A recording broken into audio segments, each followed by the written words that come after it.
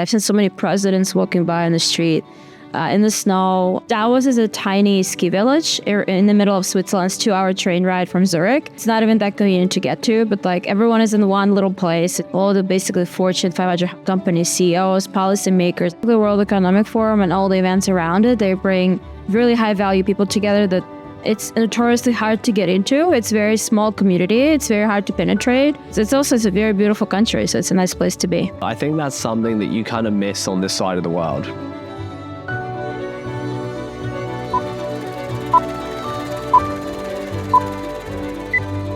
Hello and welcome to another episode of Ways to Wealth. Today I am joined by Alexa. Alexa, why don't you give us the TLDR on who you are and what you get up to on a day-to-day basis? So my name is Alexa. I'm a co-founder and CEO of an agency called Davos Premier, and we're essentially doing a business concierge and logistics for high-stake events like World Economic Forum, Cannes Film Festival, Milken Summit, and some of the other bigger networking events around the world. And we're also helping our clients on other sides, like if they want to come in and be part of like Formula One and other things around the world. But our main focus at the moment is like WEF and Milken Summit. That's probably our biggest set of things. Mm-hmm. That's cool. How does one get into that line of work? What got you into building that network and actually kind of finding your footing at trying to provide these sort of services for people?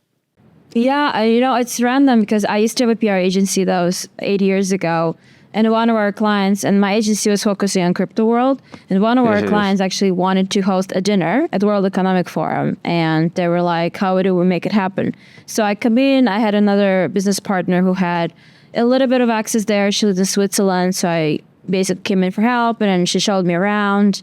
And we hosted one dinner that was a great success, and we just started networking around that whole community, understanding how everything works and what our clients want. And I wasn't even planning on doing it because we just kept people coming back, asking us for help, and then just kind of grew to a larger organization. I'm just like, okay, I was just going to keep doing it. And it's funny because I also did a bunch of other jobs, like I had corporate jobs, and somehow everything just fell into me just really focusing on this because I have the most interest in business in this sphere. And I just love doing it. And I have a lot of clients coming in for help, and which is good, and I just love it. So that's basically how it all came together. Super random and unexpected. What's the most important thing, do you think, when you're thinking about kind of building the foundations for success in that? It sounds like you kind of fell into it. You were at the right place at the right time, and then you kind of figured something out. I mean, I think that, having your experience in PR, it kind of goes hand in hand, I guess, in a sense. For sure. I mean, in a sense, like part of PR, like people want to come in, speak at, like meet people and make impact around. And then like specifically World Economic Forum and all the events around it, they bring really high value people together that it's notoriously hard to get into. It's a very small community. It's very hard to penetrate. And people want to be there because they want to be part of this whole community. They want to meet like influential people, policymakers, Fortune 500 company CEOs and investors. So people go there for all kinds of reasons. They work with large corporations, work with small startup, family offices who are raising money. So yeah, people just go there really for access to that sort of like, I guess, world's business elite for that networking. It's also very small. Davos is a tiny ski village in the middle of Switzerland. It's a 2-hour train ride from Zurich. It's not even that convenient to get to, but like everyone is in one little place. It's very easy to meet people because it's a small place. And I feel like it's also like value versus like having an event in New York City where you have like 10 million people. It's much harder to navigate. Here, everything is a small place. That makes sense. I mean, it kind of feels a little bit like same in like Queenstown in New Zealand, right? It's a small ski village, I guess you could say. Have you built up a network from that now? Like how long have you been operating it like this? And then, what have some of the benefits you found have been, like any breakthroughs or any kind of major wins that you think about? Really incredible people just building incredible companies, like people that like companies that you feel like going to, well, it's like OpenAI, all the basically Fortune 500 companies, CEOs, policymakers. I've seen so many presidents walking by on the street in the snow. It's just such a unique experience. And then me having the opportunity to bring people to have that access for them, whatever their goals are in terms of their company and access. I like having that opportunity, and it really inspires me that I can help people to just achieve their goals. And I just honestly I love doing it. Like logistics planning is something that I really enjoy. And also my sister is my co-founder, so we have a little bit of family business as well. Nice. And I feel like that also sort of bonded our family. That's also a very cool part about it. Mm-hmm. And how long has it been going? 8 years now, actually, since 2018. 8 years. Yeah. Wow, that's a long time. Yeah. That's serious business. Once you get past the first 2, it's a big milestone. But yeah, like to be in year 8, you're almost at 10. Oh yeah. We've been sort of like in and out, meaning like sometimes it was like the slow time. We took a break. We were like, maybe we shouldn't do it. Maybe we should do something else. I had a lot of doubts a few times, but I feel like just things came back. Yeah, okay, cool. So you've been doing it for 8 years. You started it with your sister. How did you guys, because it seems like a pretty geographically agnostic business and you do a lot of travel. So how have you guys based yourselves? Is there a strategy around that? How are you managing that? Yeah, so I'm based out of the US. So a lot of our clients actually come out of US. And that's sort of like, I guess the bridge we gap is the gap we bridge, right? It's that we bring the US clients to WAF and give them all the access. So we have team on the ground. My sister lives in Europe. She's in Zurich. So I'm bringing clients there. She does all the logistics there. So it works out. And obviously we travel also for other conferences. So somehow, we make it work. Plus, I feel like right now, all the world is remote. It doesn't really matter as long as you have 2 on the ground. If you need anything, we have like support people that are like managing properties on the ground for us. If we need anything, we also go there, obviously. But during the winter time, we spend a lot of time in Switzerland managing everything. So it's also it's a very beautiful country. So it's a nice place to be. Yeah. What would you say the biggest topics are going on at the moment? When you're actually kind of speaking to clients, what are they most interested in? What are they most curious about? Like, is there anything that surprised you in the, last 6 months? Well, definitely AI is a big topic. What's going to happen? All the tech, all the finance. There's a lot of talks about like the future of investing. There's a lot of impact conversations. Everything around impact, climate is a very big topic. So people just kind of come in and talk about sort of like the very big topics that are happening around the world. Obviously, all of the wars is a big problem that's happening around. That's also very big topics. So I feel like it's just a meeting where people come in and trying to all resolve all the biggest problems in the world. That's how I see it in simple terms. So, but I'd say looking at AI, all the ethics about AI, how it's going to impact our life. I feel like that was a very big topic this year and last year because it keeps penetrating everywhere and all the companies are now using AI, laying people off, as you saw with a lot of companies lately. So that's a big topic. Right. They're all going to take our jobs, right? Well, I don't know. I don't know if they'll take your job. Hopefully it doesn't take mine either, I guess. I mean, I'm very excited about AI. We have implemented it. We're lucky enough where we were small enough when AI started becoming interesting that we've been able to kind of become an AI native business is how we'd describe ourselves. And that's saving us 7 figures a year already, and and relative to our size, it's incredible. So it's very interesting. It does feel like there's been a seismic shift. So given this seismic shift and everything that's going on in your world, like how do you see your business growing? Like what would success look like in the next 5 years for you guys? You'd be 13 years into the journey. What would that look like? Well, I want to grow our business, make it more global. I want to expand to maybe like larger events, producing like larger conference style events and bringing more people together. I also want to democratize some of these events, especially notoriously WEF was very like elitist, if you like, that's how it was called in many articles. And we were trying to bring more startup founders and people who are just starting out and just to see if they can have access to that community.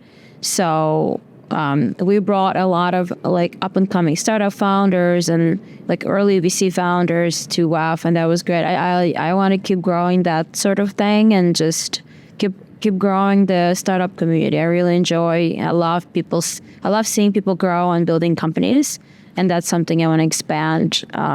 Bringing more companies or things around like Cannes Film Festival, which is notoriously used to be just around film, but now it's about all kinds of business startups and brands. And when is that every year? That's mid-May. It's coming up next month. Wow. Okay. On May 16th at Martinez Hotel. It's a beautiful event, very focused on everything related to longevity, doctors, medicine. So it's going to be a nice gala for 200, black tie for 200 people. Nice, that's cool. Yeah, how do you get into those conversations to start talking about that with that? Like, how does that work? At this point, because we have a pretty large community also on WhatsApp. People find us like on social media, on WhatsApp. I have like 2,000 people community of people that go to those global events. So they know that we give this access, so people just refer us a lot. So that's also, I feel like word of mouth is a lot, but I want to expand it more into just having traditional social media around.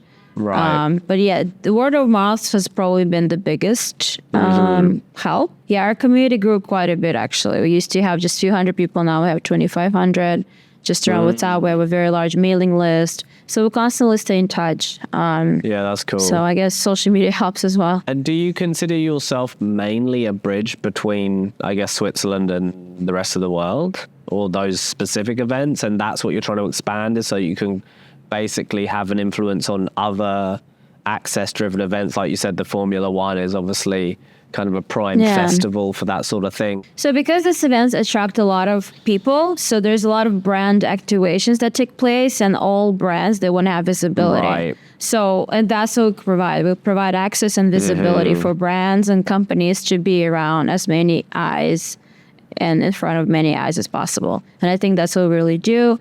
And then access to decision makers and people that can really impact the life of that company or individual. I think that's a beautiful thing. And I know there's so many deals were closed at my events, at some of my meetings and meetups, and it's a beautiful thing. And that's where you meet these people. Otherwise, like, how else would you connect with them?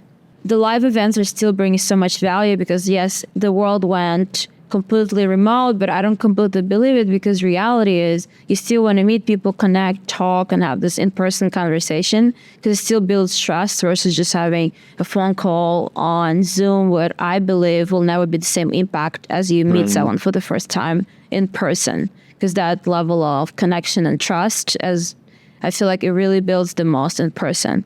But obviously you can have follow-up calls on Zoom, but I've seen a lot of big impact from people meeting in our events and all the deal flow that comes out of it. It's a beautiful thing, honestly. You need to do an event in New Zealand. You never know, maybe one day. Well, you guys can come and visit. I mean, we do stuff around, I might host an event around like Super Bowl. That's another sporting event again. There's a lot of visibility. Maybe FIFA, maybe World Cup, but this one's coming up. I don't. Interesting. Yeah, but that is good for networking, right? Yeah, very good for networking, because it gathers all the people from the world together, so you meet all of them. If you go to the right event, all these sporting events, they gather the most amount of brands and people that come all together in one place, and it's like saying you're in the right place at the right time. That's the right place at the right time. That event gathers everyone. You just have to be there so you can be with that person and tell them what you want to say, and maybe there's something happens out of it. Yeah, I think that's something that you kind of miss on this side of the world, right? Because in New Zealand, as a founder, the cost of capital is much higher here inherently. And we have also been in this recent time where the economy has done very poorly and the currency has been very weak relative to the US dollar. So, valuations are trading at kind of up to 60% cheaper than you'd get in the US or the UK or something like that in some cases. So, you've got not a lot of capital, you're far away from the world, but you do have low valuations. And actually, I think there are pathways, right, to engage. But I guess it's hard because there's such a commitment to travel. For local business owners trying to make it, the natural step is the West Coast of America for New Zealand, typically, or maybe Australia, but not often Europe, and less often the East Coast. California has a lot going on. If you're, all kinds of tech events, you have a lot of finance stuff. Like in May, actually, the Milken Summit took place, which is like one of the largest finance events of the year. So there's stuff still happening in California. New Zealand, I'm not sure. I've never been.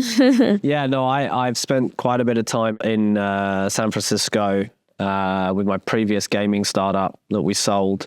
Congratulations. It was a great place. I actually started jiu-jitsu there. In 8 years I've been training now, but I started there. So it's a pretty special place for me. But I've heard it's obviously gone downhill a bit, but just like New York, I hear it's coming back. New York is, San Francisco definitely came back. It's all AI, all deep tech.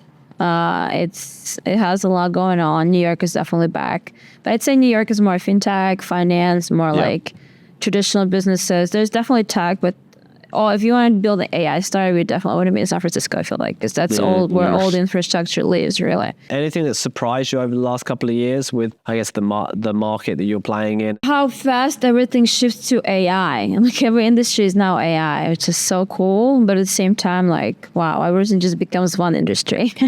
Do you think that's the zeitgeist? I think it's definitely here to stay, and it's like how we adjust to it if we just do it right. Like I'm using all the AI tools and they help me tremendously. I'm just trying to like learn. And it's like, it moves so fast. It's hard to learn everything as fast as it moves. But I love seeing all of this stuff. Yeah, I often feel like most of the use cases in AI are like kind of surface level. Like I think people are kind of, I think there's been wide adoption, but not deep adoption, if that makes sense. Like I think that like most people now are like dabbling. And then I think there are varied levels of implementation, like at a kind of systems level and such. Like, I still think there's a lot of skepticism out here, especially as well. I would say that there's a lot of business owners that are not running to it in a deep level, but there's a lot of surface adoption, I guess, if that makes sense. I think it's just a matter of time. It's still relatively new. I feel like it's going to become pretty ubiquitous everywhere. So I feel like it's just a matter of time. Well, I mean, Google search is AI, but no one calls it AI now because everyone's used to it. There's a funny joke in technology that everything's AI until we get used to it, and then it's just what we use. So I think it's just one of those things where humans are really good at becoming accustomed to things, and then for sure, and then becoming a little bit apathetic towards some of the great technology we have. The amount of, I guess, opportunity like smaller businesses like ourselves have now versus what we had 8 years ago from an infrastructure perspective, and what we can actually deliver at a low cost has completely changed, right? Like I remember when I was trying to get the gaming startup started, and we were just building the first product, and the amount of time that it took to build things and stuff is completely different to today. It's much faster now. You have so many more tools, and they don't cost a lot of money, and it's very accessible to everyone. Yeah. But sounds like also more competition, right? So yeah, with more access comes more participants, right? Like you lower the bar, there's going to be more people that are trying. It will be interesting to see like how the distribution is, right, of success or value.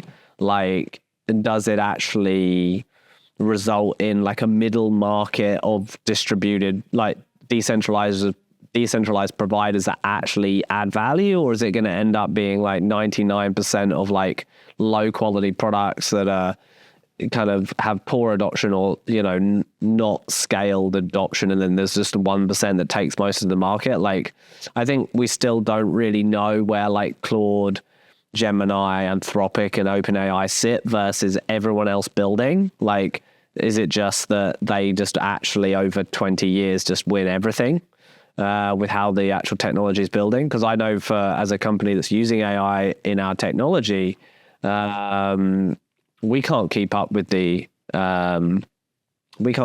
foundation model providers, on our technology. They deploy so much stuff so quickly. And that's amazing to see, honestly. I'm excited to see what's going to happen in a year. How many more AI companies are going to compete with each other? So it's very cool. I guess you get to see a lot of the AI companies that are going to try and break in, and they're going to use these strategies you're talking about to try and get that relationship distribution.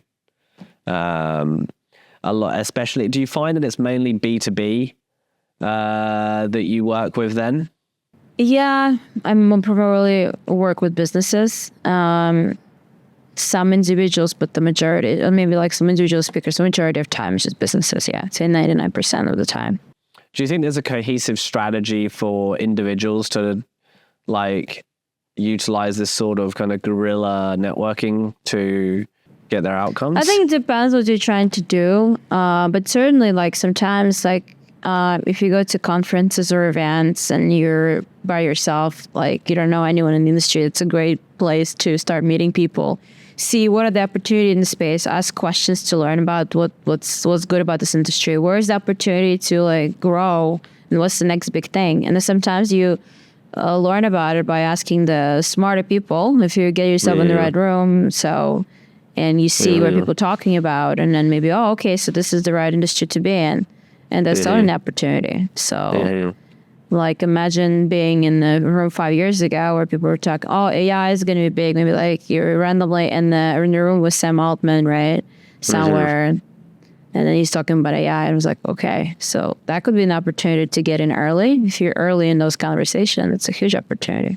What would you say, you've done this for a long time now. What would you say the biggest challenge you've had has been? Like, as a business, maybe, working on this business with your sister, trying to grow it, bringing your family together, which I find is really probably one of the most, like, the coolest outcomes, I'd say. Thank you. Yeah, it's awesome to work with my sister. It's a lot of logistics work is a lot of moving parts. You have to work with a lot of personalities, people, individuals. It's a very like high-paced environment. It's kind of stressful. So you're working with a lot of like executives. They're maybe not so patient at times. So you have to deliver, and you have to deliver fast. And our team has to be very fast. So I feel like sometimes we have a lot going on. It can be challenging, but and hiring people that also fit that pace, it also can be challenging for sure. But hopefully we'll be able to keep up. I'm myself very fast, and I sometimes maybe expect people to be as fast as me, but that's not always the case. So I'm like, being patient is very important in this line of business. That's awesome. Well, thank you so much for coming on the pod. I really appreciate it. Yeah, thank you. I look forward to seeing some of the events that you continue to do, and I'm excited to see how you expanded into other locations and regions, because I think that there's a lot to be said about global networking, I think. And I do agree with you that, you're able to build like connections at a different level when you actually have the time to meet people. I'm going to think a lot about the strategies you're employing and how we can use them ourselves here in New Zealand, but also for our business and our portfolio companies. So thank you so much. Maybe you'll start a global conference there that people come to you. Maybe we should do that. Awesome. Thank you so much, Well, Alexa. why not? Well, thank you so much.